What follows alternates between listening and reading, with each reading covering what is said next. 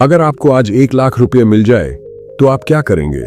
ज्यादातर लोग कहेंगे, अरे अब मैं नया स्मार्टफोन ले लूंगा, मैं शानदार बाइक खरीद लूंगा या फिर दोस्तों के साथ घूमने जाऊंगा और मौज मस्ती करूंगा।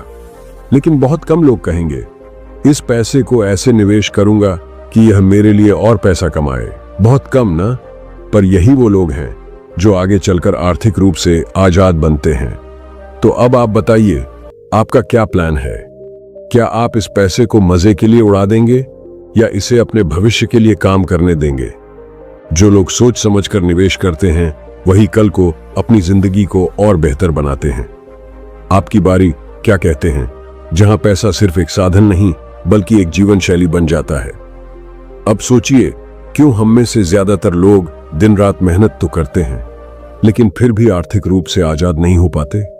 क्यों हमेशा किसी बड़े खर्च के पहले डर लगता है? क्यों लगता है कि महीने के आखिर में फिर वही खाली जेब और सिर पर उधारी का बोझ है? अगर आज आपके पास पैसा होता, वो भी ऐसा पैसा जो कभी खत्म ना हो, तो सोचिए आपकी जिंदगी कैसी होती। शायद आप दुनिया घूम रहे होते, अपने सपनों का महल बना रहे होते या फिर हर दिन कुछ नया आजमा रहे होते। लेकिन रुकिए, जरा सोचिए, क्या आप सचमुच जानते हैं कि पैसा आखिर काम कैसे करता है? आइए इस रहस्य को मजेदार और आसान तरीके से समझते हैं, जैसे कोई दोस्त आपको चाय पर गप्पे मारते हुए समझाए।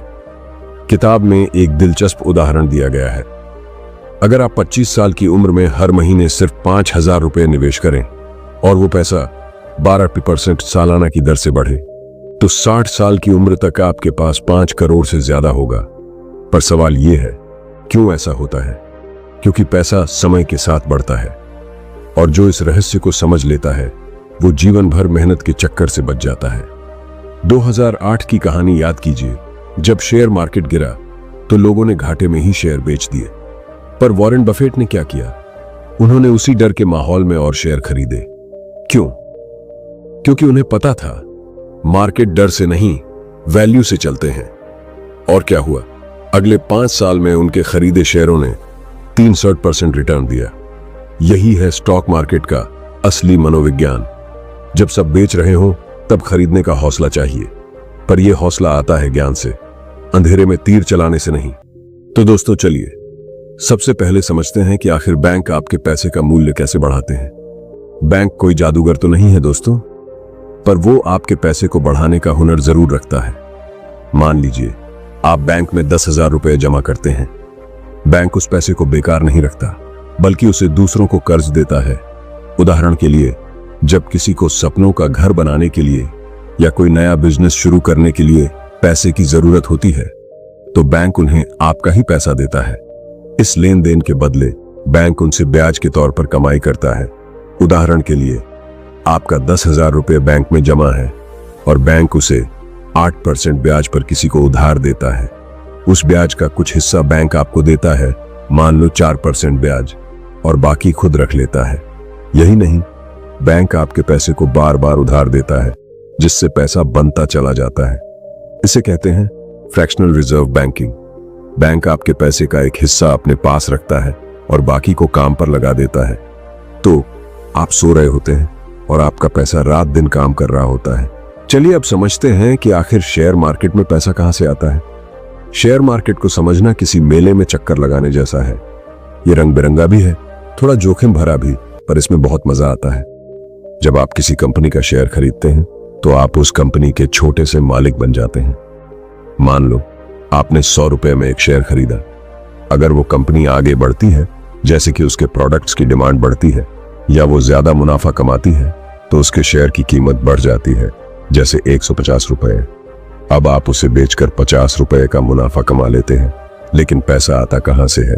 असल में शेयर मार्केट में पैसा दूसरे निवेशकों से आता है। जब आप शेयर बेचते हैं तो कोई दूसरा उसे खरीदता है। अगर कंपनी की वैल्यू बढ़ रही है तो ज्यादा लोग उसे खरीदना चाहते हैं और कीमत चढ़ती जाती है।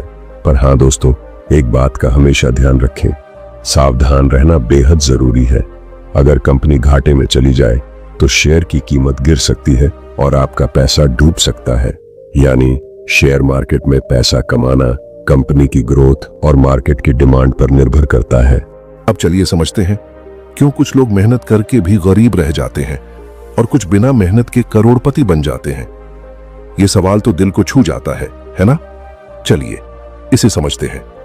लाइफ में मेहनत जरूरी है, लेकिन सिर्फ मेहनत ही काफी नहीं।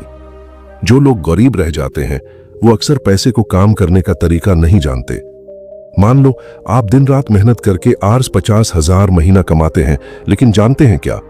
सारा पैसा महीने के अंत तक खर्च हो जाता है, जैसे कि किराया बिल, खाने का खर्चा, शॉपिंग का खर्चा और हाँ, शायद थोड़ा बहुत मजा भी।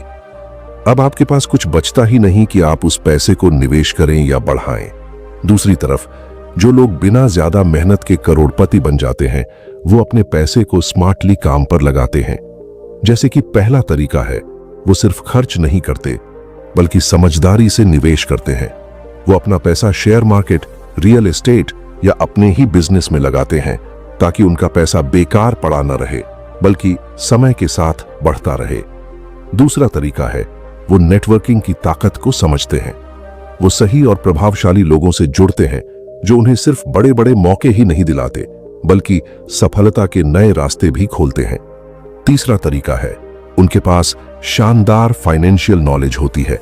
वे अच्छी तरह जानते हैं कि अपने पैसे को कैसे मैनेज करना है, कहां निवेश करना है ताकि ज्यादा से ज्यादा रिटर्न मिले, कब जोखिम लेना है और कब बचाना है ताकि उनका धन लगातार बढ़ता रहे और उनकी दौलत मजबूत हो सके। उदाहरण के लिए, एक मेहनती मजदूर 30 साल तक 20,000 रुपये महीना कमाता है, लेकिन अगर वो सारा पैसा खर्च करता है तो उसके पास कुछ नहीं बचता। वहीं एक स्मार्ट निवेशक 10,000 रुपये महीना भी कमाए, लेकिन हर महीने 2,000 रुपये म्यूचुअल फंड में डाले तो 30 साल बाद ब्याज और निवेश की ताकत से वो लाखों करोड़ों में खेल सकता है। इसे कहते हैं कंपाउंडिंग का जादू। तो इसका निचोड़ डीज क्या है? पैसा कमाना मेहनत से शुरू होता है, लेकिन उसे बनाए रखने और बढ़ाने के लिए फाइनेंशियल स्मार्टनेस चाहिए। बैंक आपके पैसे को उधार देकर बढ़ाता है, शेयर मार्केट कंपनी की ग्रोथ और डिमांड से पैसा लाता है, और अमीर बनने के लिए मेहनत के साथ साथ सही जगह निवेश और थोड़ा धैर्य चाहिए। तो अगली बार जब आप अपने पैसे को देखें तो सोचिए, क्या यह पैसा मेरे लिए काम कर रहा है या मैं सिर्फ इसके लिए काम कर रहा हूं? मेरा आपसे एक सवाल है जिसके बारे में आप कमेंट सेक्शन के माध्यम से बता सकते हैं। अगर आपके पास अचानक ढेर सारा पैसा आ जाए तो आप उसे कैसे काम पर लगाएंगे? सोचिए, एक इंसान दिन रात मेहनत करता है, सुबह सूरज भी उससे पहले उठता है और रात की नींद भी उसे ठीक से नहीं मिल पाती। वह काम करता है, पैसे कमाता है, लेकिन महीने के आखिर में उसके हाथ में कुछ नहीं बचता। उसे समझ ही नहीं आता कि पैसा कहां से आया और कहां चला गया और क्यों गया। अब दूसरे इंसान को देखिए, वह भी कमाता है लेकिन ज्यादा नहीं, फिर भी उसकी जिंदगी में शांति है, उसके पास बचत है, निवेश है और अपने लिए व अपने परिवार के लिए समय भी है। ऐसा क्यों होता है? कहीं ऐसा तो नहीं कि यह सिर्फ मेहनत की बात नहीं है, कहीं ऐसा तो नहीं कि बात समझ की है, कहीं ऐसा तो नहीं कि हम सिर्फ पैसा कमाने में लगे हैं, उसे समझने में नहीं। यही आज की सबसे बड़ी हकीकत है और यही इस किताब की सबसे सच्ची बात भी है। पैसा कमाना एक कला नहीं है, पर पैसा समझना एक विज्ञान है। और आज की यह ऑडियो बुक उसी विज्ञान का दरवाजा आपके लिए खोल रही है। हाउ मनी वर्क्स कोई जादू नहीं बताती, यह सिर्फ सच्चाई दिखाती है। यह किताब आपसे यह नहीं कहती कि आप करोड़पति बन जाए, बल्कि यह कहती है तुम्हें जानना होगा पैसा क्या है, वरना पैसा तुम्हें इस्तेमाल करेगा। तो चलिए अब उस सफर पर निकलते हैं जहां हर शब्द, हर वाक्य आपके जीवन को समझने लायक बना सकता है और एक नई दिशा दे सकता है। हम वहीं से आगे बढ़ते हैं जहां हमने छोड़ा था, उस मोड़ से जहां सच्चाई ने हमें जगाया कि अगर पैसा समझ में नहीं आया तो जिंदगी भर वह हमें चलाता रहेगा और हम बस भागते रहेंगे। तो सबसे पहले समझिए, पैसा असल में है क्या? बहुत से लोग सोचते हैं कि पैसा बस वह कागज है जो जेब में होता है या बैंक में जो नंबर दिखता है, लेकिन नहीं, पैसा सिर्फ कागज या सिक्के नहीं है। पैसा एक भरोसा है, एक सिस्टम है जो हम सब ने मिलकर बनाया है ताकि चीजें आसान हो सकें। जब आप एक नोट किसी को देते हैं तो असल में आप उसे यह भरोसा दे रहे होते हैं कि यह कागज किसी और के पास भी उतना ही काम करेगा। और यह भरोसा तब तक चलता है जब तक हमें यह सिस्टम समझ में आता है। अब मान लीजिए आपके पास 10,000 रुपये हैं, सवाल यह नहीं है कि वह रकम कितनी है, सवाल यह है कि वह पैसा आपके लिए काम कर रहा है या आप उसके पीछे भाग रहे हैं। यहीं से असली फर्क आता है। जो इंसान पैसे को समझता है वह उस पैसे से जिंदगी बनाता है, जो नहीं समझता वह उस पैसे के पीछे पूरी जिंदगी भागता है और फिर भी कभी पकड़ नहीं पाता। इस किताब में एक बात बार बार कही गई है, spend less than you earn and invest the rest. यह लाइन सुनने में बहुत आसान लगती है, लेकिन इसके पीछे एक पूरी सोच छिपी है। क्योंकि आज की दुनिया ने हमें सिखाया है कैसे खर्च करना है, लेकिन नहीं सिखाया कैसे जीना है। हर महीने की शुरुआत में सैलरी आती है और हम पहले से ही उधारी, ईएमआई, सब्जी भाजी, बच्चों की फीस, मोबाइल रिचार्ज सब में बांट चुके होते हैं। और जैसे ही कुछ एक्स्ट्रा आता है हम सोचना शुरू करते हैं, नया मोबाइल ले लूं, शॉपिंग कर लूं, घूमने निकल जाऊं। पर क्या कभी सोचा कि उस पैसे का एक छोटा हिस्सा भी आपके भविष्य के लिए काम कर सकता था? नहीं सोचा, क्योंकि हमें किसी ने सिखाया ही नहीं। असल में जो लोग कमाई से ज्यादा खर्च करते हैं वह सिर्फ कर्ज नहीं लेते, वह अपनी आजादी खोते हैं। और जो लोग कमाई से कम खर्च करते हैं वह सिर्फ बचत नहीं करते, वह अपना आत्मसम्मान बनाते हैं। अब बात आती है, बचत कैसे करें? कई लोग सोचते हैं कम कमाता हूं, बचत कहां से करूं? पर इस किताब में बताया गया है, बचत कमाई के बाद नहीं होती, बल्कि खर्च से पहले होती है। जैसे ही पैसा आता है सबसे पहले उसका एक हिस्सा अलग रखिए, जैसे वह आपके लिए ना हो। जैसे मान लीजिए आपने किसी और को दे दिया है, वह हिस्सा हो सकता है सिर्फ 5% या 10%। लेकिन अगर आप इसे आदत बना लें तो यही आदत आपको आगे ले जाती है। एक और बड़ी बात, पैसा इमोशनल डिसीजन से नहीं बल्कि लॉजिकल डिसीजन से जुड़ा होता है। मतलब जब आप थके हुए हों, परेशान हों या दुखी हों, उस समय लिया गया हर खर्च एक दिन आपको पछतावा देगा, क्योंकि तब आप अपने दिमाग से नहीं दिल से सोचते हैं। और पैसा दिल की नहीं दिमाग की भाषा समझता है। अब जरा एक उदाहरण सोचिए। रामू एक साधारण दुकानदार है, हर दिन की थोड़ी कमाई करता है और फिर उसी में से रोज खर्च करता है। उसकी सोच सीधी है, जब कमा लूंगा ज्यादा तब सोचूंगा भविष्य के बारे में। लेकिन दूसरा है शेखर, उसकी दुकान भी वैसी ही है, लेकिन वह हर दिन की कमाई में से 10 रुपये निकालकर एक डिब्बे में डाल देता है। साल भर में वह डिब्बा भर जाता है और जब उसकी बेटी की पढ़ाई का खर्चा आता है वह किसी से उधार नहीं मांगता। यही असली फर्क है। पैसा बड़ा होना जरूरी नहीं है, पैसा समझदार होना जरूरी है। अब आइए बात करें एक और अहम चीज की, ब्याज। आपने सुना होगा, compound interest is the 8th wonder of the world. यह आइंस्टीन ने कहा था। क्यों? क्योंकि यह ब्याज अपने आप ब्याज कमाता है और फिर उसका ब्याज भी ब्याज कमाता है। मान लीजिए आपने हर महीने 500 रुपये बचाना शुरू किया और उसे 12% सालाना ब्याज वाले निवेश में लगाया, तो 30 साल बाद आपके पास लाखों रुपए होंगे। लेकिन अगर आपने सिर्फ 10 साल बाद शुरू किया तो आप उतने पैसे तक कभी नहीं पहुंच पाएंगे। मतलब समय पैसा है, और उससे भी बड़ी बात, समय पर पैसा लगाना समझदारी है। इसीलिए इस किताब में बार बार बताया गया है कि पैसा सिर्फ कमाने की चीज नहीं है, उसे सही समय पर, सही जगह और सही सोच से लगाया जाए तभी वह आपके लिए काम करता है। अब एक और बात, आजकल हर कोई बोलता है इन्वेस्ट करो, लेकिन कोई ये नहीं बताता कि आखिर इन्वेस्ट करें तो करें कहां, कैसे और कितना। चलिए मैं आपको इस किताब के आधार पर निवेश के 4 मुख्य जरियों के बारे में रोचक और आसान अंदाज में समझाता हूं, ताकि आपका कॉन्फिडेंस बढ़े और आप समझ सकें कि पैसा कहां लगाना है। पहला जरिया है बैंक सेविंग्स। बैंक में सेविंग्स अकाउंट वो सबसे पुराना और सुरक्षित रास्ता है जो आपके पैसे को संभाल कर रखता है। ये ऐसा है जैसे आपके पैसे को एक तिजोरी में बंद कर देना, जहां वो सुरक्षित तो रहता है लेकिन ज्यादा बढ़ता नहीं। ब्याज की दर कम होती है, फिर भी ये शुरुआत करने वालों के लिए बढ़िया है, क्योंकि जोखिम बिल्कुल न के बराबर है। अगर आप सोच रहे हैं कि बस थोड़ा सा पैसा बचाना है तो ये आपके लिए है। दूसरा जरिया है फिक्स्ड डिपॉजिट या पोस्ट ऑफिस स्कीम्स। अब अगर आप थोड़ा और बेहतर रिटर्न चाहते हैं लेकिन जोखिम से डरते हैं तो फिक्स्ड डिपॉजिट, जिसे FDB कहते हैं, या पोस्ट ऑफिस की स्कीम्स आपके लिए बनी है। यहां आप अपना पैसा कुछ सालों के लिए जमा करते हैं और बदले में बैंक या पोस्ट ऑफिस आपको निश्चित ब्याज देता है। ये ऐसा है जैसे आपने अपने पैसे को एक पेड़ के नीचे बो दिया और कुछ साल बाद वो पेड़ आपको फल देगा। यह मध्यम जोखिम और मध्यम रिटर्न है, नए और सतर्क निवेशकों के लिए शानदार। तीसरा जरिया है शेयर मार्केट और म्यूचुअल फंड्स। अब बात करते हैं थोड़े रोमांच की। शेयर मार्केट और म्यूचुअल फंड्स वो रास्ता है जहां रिटर्न बड़ा हो सकता है लेकिन जोखिम भी साथ आता है। शेयर मार्केट में आप किसी कंपनी के छोटे से हिस्से को खरीदते हैं और अगर कंपनी तरक्की करती है तो आपका पैसा भी उड़ान भरता है।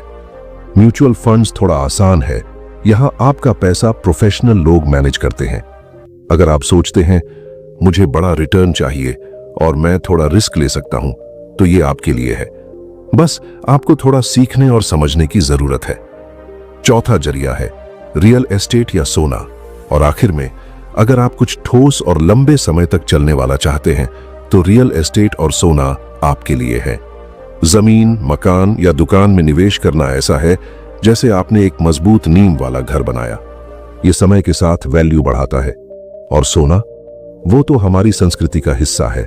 खासकर शादी ब्याह में या मुश्किल वक्त में सोना हमेशा काम आता है। ये उन लोगों के लिए है जो कहते हैं मुझे कुछ ऐसा चाहिए जो हमेशा वैल्यू दे। तो दोस्तों, निवेश का मतलब है अपने पैसे को सही जगह पर लगाना ताकि वो आपके लिए काम करे। कितना इन्वेस्ट करना है, यह आपके बजट, लक्ष्य और जोखिम लेने की क्षमता पर निर्भर करता है। शुरू करें छोटे से, सीखें और फिर बड़े सपनों की ओर बढ़ें। अब इनमें से कौन सा आपके लिए सही है, यह आपकी उम्र, आपकी जिम्मेदारी और आपके जोखिम झेलने की ताकत पर निर्भर करता है। कोई 25 साल का लड़का हो, उसे शेयर मार्केट में थोड़ा रिस्क लेना चाहिए, लेकिन एक 55 साल का व्यक्ति, उसे स्थिर निवेश चुनना चाहिए। इसका सीधा मतलब है पैसा सिर्फ विकल्प नहीं है, पैसा एक रणनीति है। और सबसे बड़ी बात, पैसा अकेला कुछ नहीं करता जब तक आप उसे सही दिशा और धैर्य नहीं देते।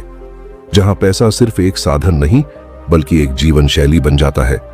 अब सोचिए, क्यों हम में से ज्यादातर लोग दिन रात मेहनत तो करते हैं लेकिन फिर भी आर्थिक रूप से आजाद नहीं हो पाते? क्यों हमेशा किसी बड़े खर्च के पहले डर लगता है? क्यों लगता है कि महीने के आखिर में फिर वही खाली जेब और सिर पर उधारी का बोझ है?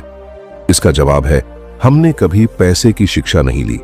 हमने स्कूल में इतिहास पढ़ा, भूगोल पढ़ा, विज्ञान पढ़ा, लेकिन वित्तीय शिक्षा, जिसे कहते हैं फाइनेंशियल लिटरेसी, वह हमें किसी ने नहीं सिखाई।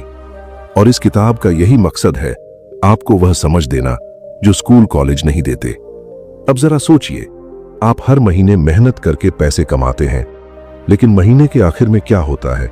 जेब खाली, मन भारी और सवाल वही, पैसे गए कहां? आपने कभी हिसाब लगाया? शायद नहीं। और यही वो गलती है जो हम सब करते हैं। हम पैसे को भावनाओं से खर्च करते हैं, जानकारी से नहीं। जबकि इस किताब में एक बात साफ कही गई है, अगर तुम अपने पैसे को ट्रैक नहीं करोगे तो पैसा कभी तुम्हारी बात नहीं मानेगा। तो चलो आज से शुरू करते हैं। हर महीने एक बजट बनाओ। हाँ, सुनने में थोड़ा बोरिंग लगता है, पर यही बोरिंग चीज कल तुम्हारी आजादी की चाबी बनेगी।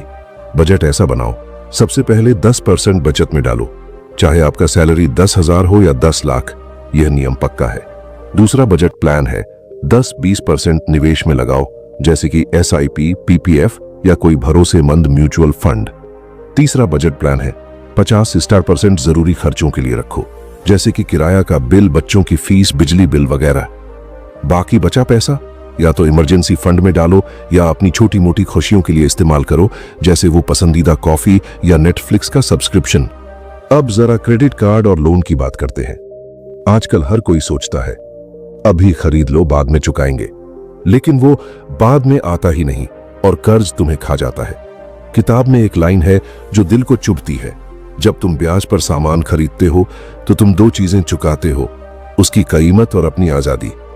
तो अगली बार जब मन करे कि नया फोन ले लूं EMI पर, तो रुक जाओ और खुद से पूछिए, क्या मेरे पास इसके लिए पैसे हैं?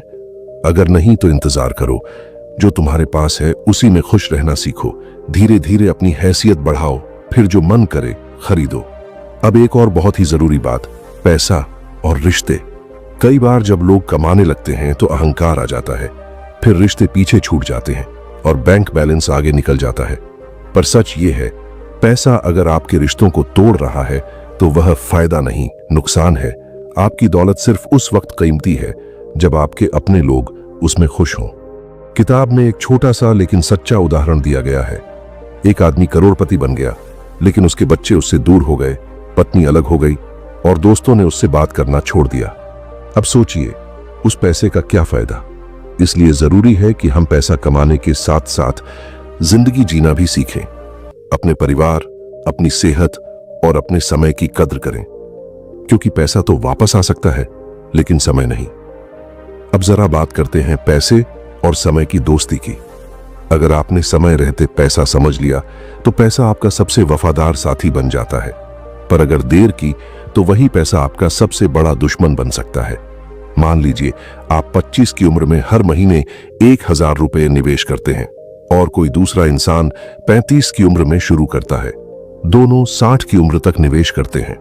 तो आप सोचेंगे बस 10 साल का फर्क है, लेकिन नहीं, उस 10 साल का फर्क लाखों का हो जाता है, क्योंकि पहले वाला पैसा समय के साथ ब्याज कमाता गया और दूसरा सिर्फ पछतावा। तो इस किताब की सबसे जरूरी सीख यही है, जितना जल्दी समझेंगे उतना सस्ता पड़ेगा, जितनी देर करेंगे उतना महंगा होगा। अब सोचिए, आप किस कैटेगरी में आना चाहते हैं? वह लोग जो पैसा देखते हैं और सोचते हैं काश मेरे पास होता, या वह लोग जो पैसा समझते हैं और कहते हैं अब मैं अपने लिए कुछ बना सकता हूं? अंतर बहुत छोटा है, सिर्फ समझ का। अब मैं आपसे एक सवाल पूछता हूं, अगर आपको आज 1 लाख रुपए मिल जाए तो आप क्या करेंगे? ज्यादातर लोग कहेंगे नया फोन लूंगा, बाइक लूंगा, घूमने जाऊंगा। बहुत कम लोग कहेंगे मैं इस पैसे को ऐसा लगाऊंगा कि यह मेरे लिए काम करे, और वही लोग आगे चलकर आर्थिक रूप से स्वतंत्र बनते हैं। इसलिए अगली बार जब आपको कुछ एक्स्ट्रा पैसा मिले, चाहे बोनस हो, गिफ्ट हो या कोई इनकम, तो पहला सवाल यह पूछिए, क्या मैं इस पैसे से अपनी जिंदगी आसान बना सकता हूं या बस आज का दिन अच्छा करना चाहता हूं? अगर आप रोज अपने पैसे से यह सवाल पूछने लगे तो यकीन मानिए वह दिन दूर नहीं जब पैसा आपके लिए काम करने लगेगा। अब हम उस मोड़ पर पहुंच चुके हैं जहां पैसा सिर्फ एक जरूरत नहीं बल्कि एक जिम्मेदारी बन चुका है। आपने अब तक समझ लिया कि पैसा कमाने से ज्यादा उसे समझना जरूरी है। तो चलिए अब उस समझ को और गहरा करते हैं। अब जरा एक सच्चाई को सामने लाते हैं जो हम मानना नहीं चाहते, लेकिन वह हर रोज हमारी जिंदगी में असर कर रही है। आज जो चीज 10 रुपये की मिलती है वही अगले साल 12 की होगी, फिर 15 की। इसका नाम है महंगाई, यानी इन्फ्लेशन। महंगाई एक धीमे जहर की तरह है। शुरुआत में इसका असर महसूस नहीं होता, लेकिन धीरे धीरे यह आपकी सारी बचत को खा जाता है। अगर आप सिर्फ बचत खाते में पैसे जमा कर रहे हैं और वह 3% ब्याज दे रहा है, जबकि महंगाई 6% बढ़ रही है, तो समझिए आप हर साल नुकसान में जा रहे हैं। इसलिए किताब कहती है, सेव करना पहला कदम है, पर इन्वेस्ट करना जरूरी कदम है। जिन लोगों को पैसा सिर्फ बचत तक सीमित लगता है वह धीरे धीरे पीछे रह जाते हैं, पर जो लोग अपना पैसा बढ़ने के लिए लगाते हैं वह समय के साथ मजबूत होते जाते हैं। अब सवाल है, निवेश कहां करें? देखिए, कोई एक जवाब नहीं है, लेकिन किताब ने कुछ सच्ची बातें बताई हैं जो हर निवेशक को समझनी चाहिए। पहली बात है, अपना लक्ष्य साफ रखिए। आप पैसा क्यों लगा रहे हैं? बच्चों की पढ़ाई के लिए, रिटायरमेंट के लिए, घर खरीदने के लिए? जब तक मकसद साफ नहीं होगा निवेश भटक जाएगा। दूसरी बात है, समय की योजना बनाइए। क्या आपको अगले 2 साल में पैसे की जरूरत है? तो ज्यादा रिस्क मत लीजिए। अगर आपको 10 साल बाद जरूरत है तो आप शेयर मार्केट या SIP में लंबी रेस के घोड़े पर दांव लगा सकते हैं। तीसरी बात है, रिटर्न से पहले जोखिम को समझिए। हर कोई पूछता है कितना रिटर्न मिलेगा, पर कोई नहीं पूछता कितना रिस्क है, और यहीं से नुकसान शुरू होता है। इसलिए हर निवेश के साथ जुड़ा जोखिम पहले समझिए। चौथी बात है, धीरे धीरे बढ़िए, लेकिन रुकिए नहीं। हर महीने थोड़ा थोड़ा निवेश कीजिए, भले ही शुरुआत 500 रुपये से हो, पर उसे आदत बना लीजिए। अब बात करते हैं एक और अहम पहलू की, इमरजेंसी फंड। जिंदगी में कभी भी कोई बीमारी, नौकरी का नुकसान या घर की जरूरत आ सकती है। ऐसे वक्त में अगर आपके पास 3-6 महीने के खर्च जितना पैसा सुरक्षित रखा हुआ है, तो आप डरने के बजाय सोच समझकर फैसला ले पाएंगे। कई लोग सोचते हैं इमरजेंसी तो सबके साथ नहीं होती, पर किताब कहती है इमरजेंसी आपको नहीं बताएगी कि वह कब आएगी, लेकिन अगर आपने तैयारी की है तो आप उससे डरे बिना जूझ सकते हैं। अब जरा एक कहानी सुनिए। 2 भाई हैं, दोनों की सैलरी बराबर है। एक ने हर महीने SIP में 1000 रुपए डाला और एक ने सब खर्च कर दिया। 10 साल बाद एक के पास एक मजबूत फंड है जो उसके बच्चों की पढ़ाई, घर की डाउन पेमेंट और रिटायरमेंट के लिए मदद करेगा। दूसरे के पास सिर्फ पछतावा है और शायद एक पुराना मोबाइल जो उसने 3 साल पहले किस्तों में लिया था। असली फर्क यही है, कौन अभी समझ रहा है और कौन बाद में पछताएगा। अब थोड़ा और गहराई में चलते हैं। पैसा कमाना, पैसा बचाना, पैसा बढ़ाना, ये सब तो हो गया, लेकिन असली सवाल यह है, पैसे से आपकी सोच कैसी बन रही है? क्या आप सिर्फ पैसों के लिए जी रहे हैं या पैसे को एक साधन बनाकर एक संतुलित जीवन जी रहे हैं? किताब एक जरूरी बात बताती है, पैसा एक शक्तिशाली औजार है। यह आपको आजादी भी दे सकता है और गुलामी भी। फैसला आपका है। अगर पैसा आपके रिश्तों को खत्म कर रहा है तो वह जर है। अगर पैसा आपको अपने परिवार से दूर कर रहा है तो वह बोझ है। अगर पैसा आपको दूसरों को छोटा दिखाने पर मजबूर कर रहा है तो वह आपका अहंकार बन चुका है। पर अगर पैसा आपको आत्मसम्मान दे रहा है, अपने प्रियजनों के लिए सुरक्षा दे रहा है और जरूरत के समय हिम्मत दे रहा है, तो वही पैसा आपकी ताकत है। अब सोचिए, आप किस दिशा में जा रहे हैं। इसलिए पैसे को सिर्फ एक लक्ष्य मत समझिए, उसे एक जरिया बनाइए ताकि आप वह जिंदगी जी सकें जिसे आप और आपके अपने लोग डिजर्व करते हैं। और हां, एक बात और, अगर आप अपनी कमाई बढ़ाना चाहते हैं तो सिर्फ नौकरी मत बदलिए, अपनी सोच बदलिए। इस किताब का यही आखिरी और गहरा संदेश है, पैसा आपको तभी पसंद करता है जब आप खुद को उसकी तरह सुलझा हुआ बनाते हैं। मतलब जब आप ज्ञान लेते हैं, जब आप सीखते हैं, जब आप मेहनत के साथ सोच को भी मजबूत करते हैं, तब पैसा आपकी ओर खींचता है। वह आपके पास रुकता है, वह आपके लिए काम करता है, और तब आप सिर्फ कमाने वाले इंसान नहीं रहते, आप बन जाते हैं एक फाइनेंशियली आजाद इंसान। अब हम उस हिस्से में प्रवेश कर रहे हैं जहां पैसे की गहराई और उसकी चालाकियां असली रूप में सामने आती है। आपने अब तक पैसे को समझना शुरू किया, बजट बनाना सीखा, बचत और निवेश की जरूरत को जाना। अब वक्त है थोड़ा और आगे बढ़ने का, जहां पैसा एक साधन नहीं बल्कि एक रणनीति बन जाता है। अब जरा सोचिए, आप मेहनत करके हर महीने पैसा कमाते हैं और फिर सरकार उसका हिस्सा काट लेती है। हाँ, हम बात कर रहे हैं टैक्स की, और यकीन मानिए बहुत से लोग टैक्स को दुश्मन समझते हैं, जबकि असल में वह सिर्फ आपकी जानकारी की कमी का फायदा उठा रहा होता है। किताब में बहुत साफ कहा गया है, अगर आप टैक्स की भाषा नहीं समझते तो आप जिंदगी भर उसकी सजा भुगतेंगे। अब आप पूछेंगे, तो हमें क्या करना चाहिए? सबसे पहले टैक्स को समझिए। भारत में आमदनी के हिसाब से टैक्स स्लैब होते हैं। अगर आप नौकरी करते हैं तो आपकी सैलरी से TDS कटता है, यानी टैक्स डिडक्टेड एट सोर्स। पर क्या आपने कभी अपनी साल की इनकम पर कैलकुलेट करके देखा है कि आपने कितना टैक्स ज्यादा दे दिया?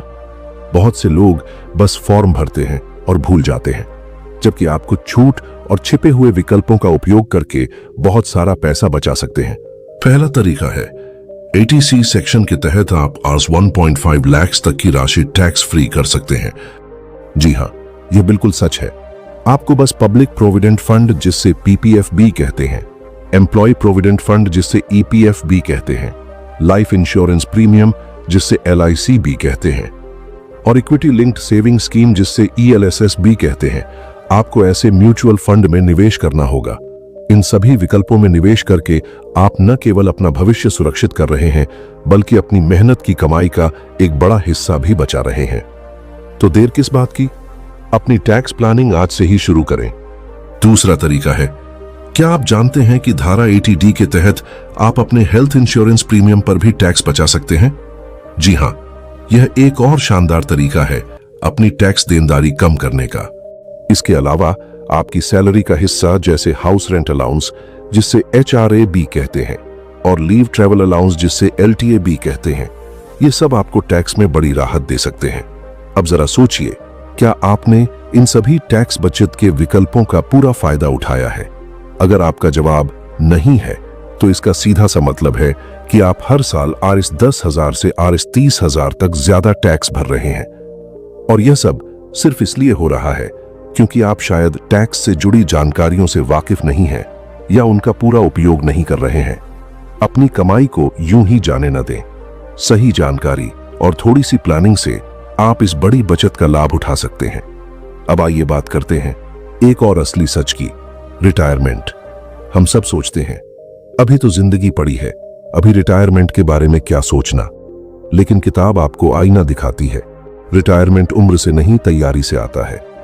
कई लोग 60 की उम्र में भी मजबूरी में काम करते रहते हैं क्योंकि उन्होंने कभी यह नहीं सोचा कि एक दिन तनख्वाह आनी बंद हो जाएगी। और कई लोग 45 की उम्र में आजाद होकर अपने सपनों को जीते हैं क्योंकि उन्होंने तैयारी की थी। अब आप सोचिए, आप किस तरफ जाना चाहते हैं? रिटायरमेंट के लिए आपको एक सिंपल सी बात समझनी है। हर महीने जो भी कमाई है उसका एक हिस्सा आपको अपने भविष्य के नाम करना है। जैसे कि कुछ प्रमुख विकल्प हैं, public provident fund, national pension system या फिर खास रिटायरमेंट म्यूचुअल फंड। यह सब ऐसे विकल्प हैं जो धीरे धीरे आपके लिए एक मजबूत नींव बना सकते हैं। किताब का एक दमदार उदाहरण है।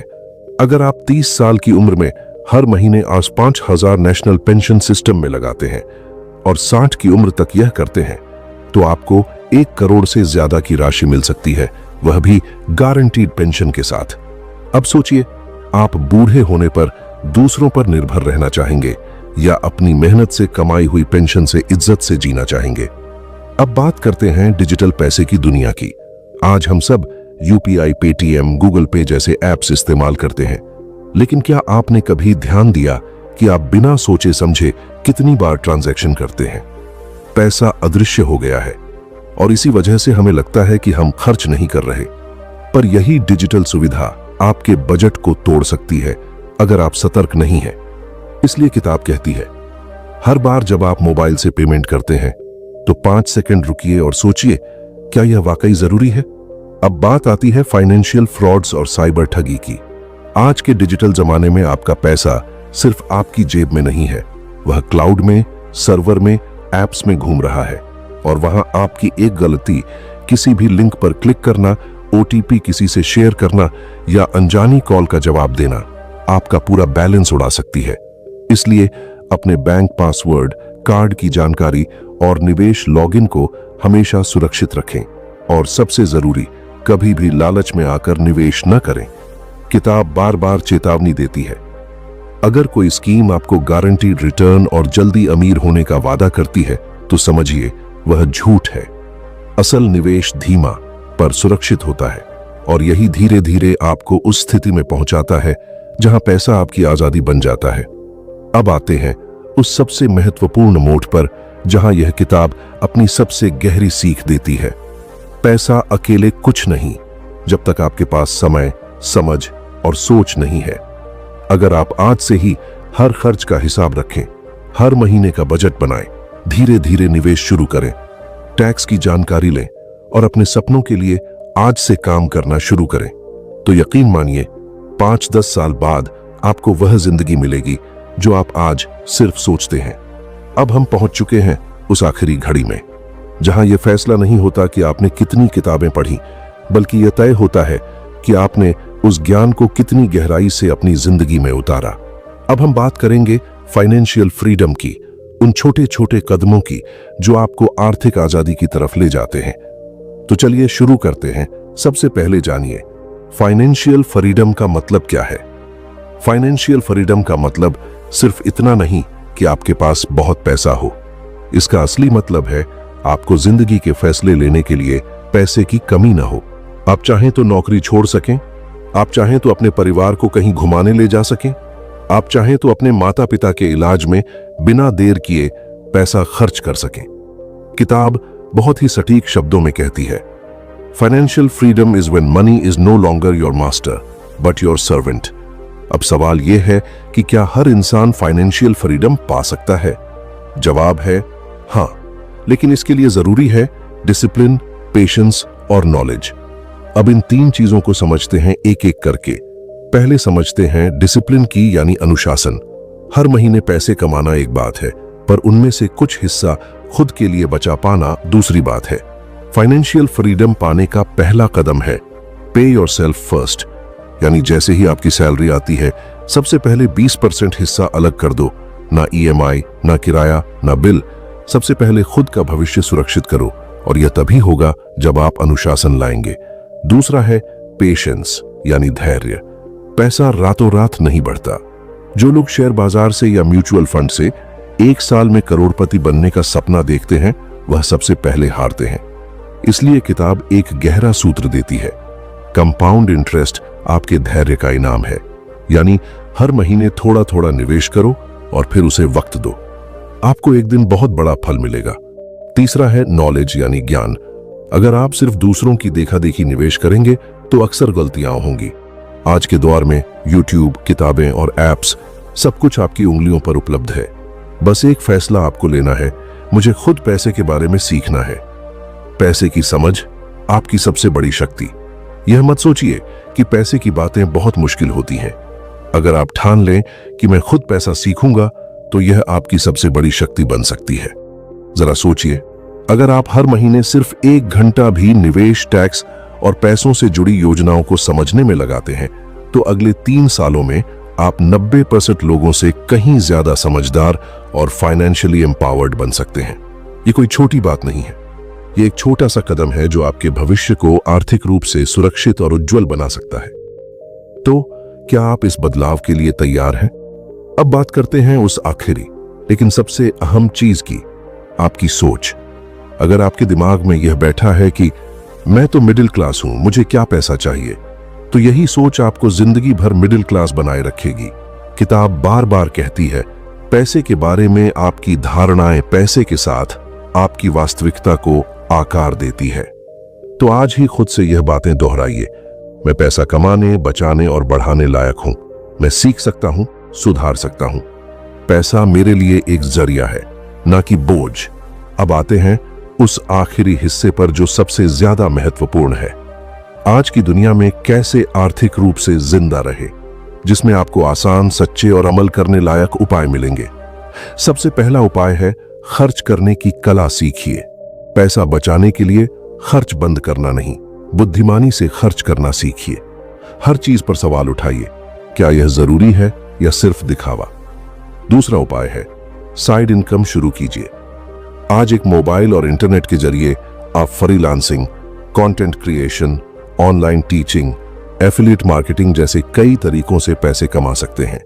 शुरुआत में भले ही छोटा हो, पर कंसिस्टेंसी से बड़ा बन सकता है। तीसरा उपाय है स्किल्स में निवेश कीजिए। कोई नई भाषा सीखिए, एक्सेल सीखिए, डिजिटल मार्केटिंग, ग्राफिक डिजाइनिंग या कोई ऐसी चीज जो आपको आगे बढ़ा सके। पैसा खर्च करके अगर आपने एक स्किल सीख ली जो आपको 5,000 की सैलरी बढ़ा दे, तो समझिए आपने सबसे अच्छा निवेश किया। चौथा उपाय है दिखावे से दूर रहिए। कई लोग EMI पर आईफोन लेते हैं सिर्फ इसलिए कि उनके दोस्त के पास है। किताब में लिखा है, ऐसी चीजें खरीदें जो मूल्य बढ़ाएं, न कि दबाव। यानी वह चीज खरीदो जो आपकी जिंदगी में मदद करे, न कि बोझ बढ़ाए। पांचवा उपाय है इंसान रहो, मशीन मत बनो।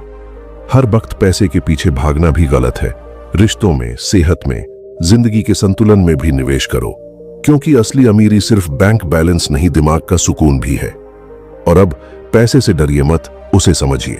पैसे के पीछे भागिए मत, उसे अपने पीछे चलाइए। पैसा कमाइए, पर खुद को मत खोइए।